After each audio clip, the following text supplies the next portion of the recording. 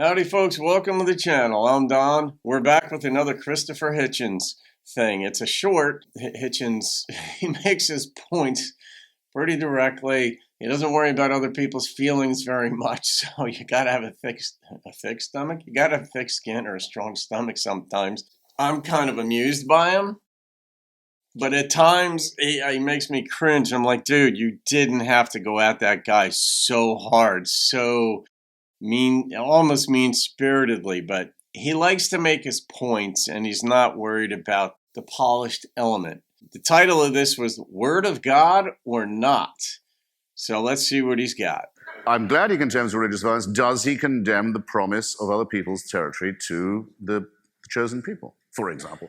Does Jesus say, or does he not say, I come to bring not peace but a sword? He does say that. Should I take it literally or metaphorically? Right? Yeah. Is genital mutilation of small boys mandated by Jews, and is it often mandated by Muslims, or not? Is there a paradise to which people can hope to get by dying for their faith, or isn't there? Has holy war been proclaimed by both the Pope and by the mullahs, or not? These are problems not for me. For me, it's simple. We're primates. This is what we would expect to happen if there was no God. Let me. This is what we would expect to see if faith was pointless. But it's an endless mystery where none exists if you think there's an intervening finger from on high. Then it becomes mysterious. Okay.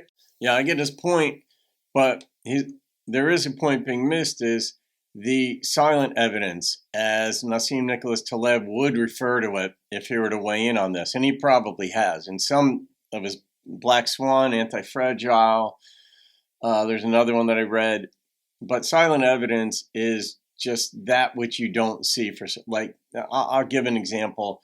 People are afraid of flying because every so often a plane crashes, and that's what makes the news. What doesn't make the news are the thousands of flights daily that take off and land uneventfully. Because it's not an event, you don't hear about it. So what lodges in your mind is just a certain type of evidence that makes you afraid to fly. Applying that same thing here to Hitchens is, well, without religion, for example, and the injunctions to love your neighbor as yourself, that some people follow up on, maybe imperfectly, but certainly it might have kept them from burning their neighbor's house down, shooting their dog, shooting them, or whatever.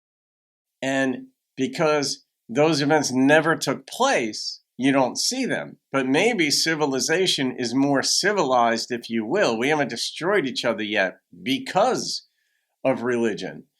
And there are but I understand what he's saying too. When you look at the downside of it, he's referring to genital mutilation, and I think he thinks that circumcision is that.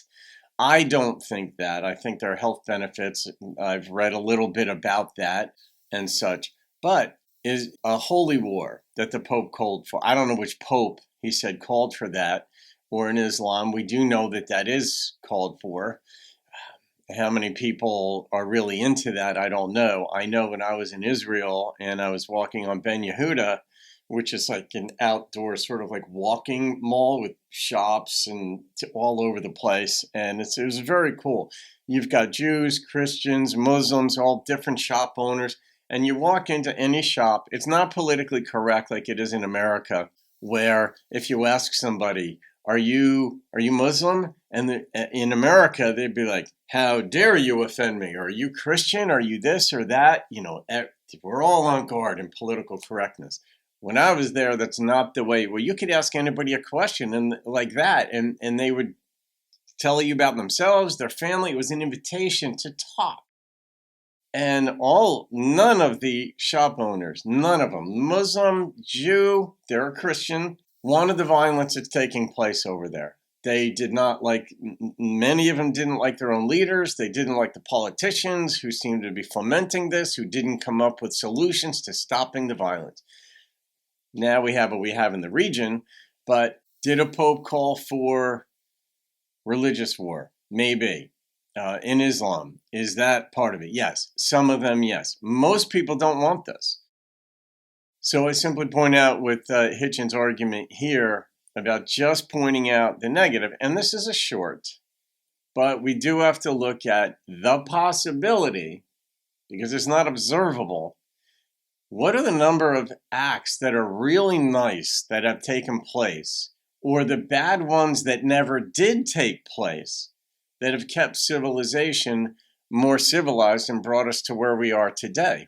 Is it possible that religion has made favorable contributions? And I would say yes, they have. Now, I'm not religious, but I'm saying that yes, it is absolutely possible that when you look at actions taken in kindness or generosity toward someone else, or actions that you prevented yourself. And I know some folks who used to be very violent, and I mean like scary violent, that even though you wouldn't hang out with them, they stopped being scary violent because they started reading their Bible, they attended some services or Bible fellowship, and they decided, I'm going to control myself now to an extent. I'm not going to be lovey-dovey with people in the world because I don't like people, but I'm not going to punch, kill, or whatever else these people.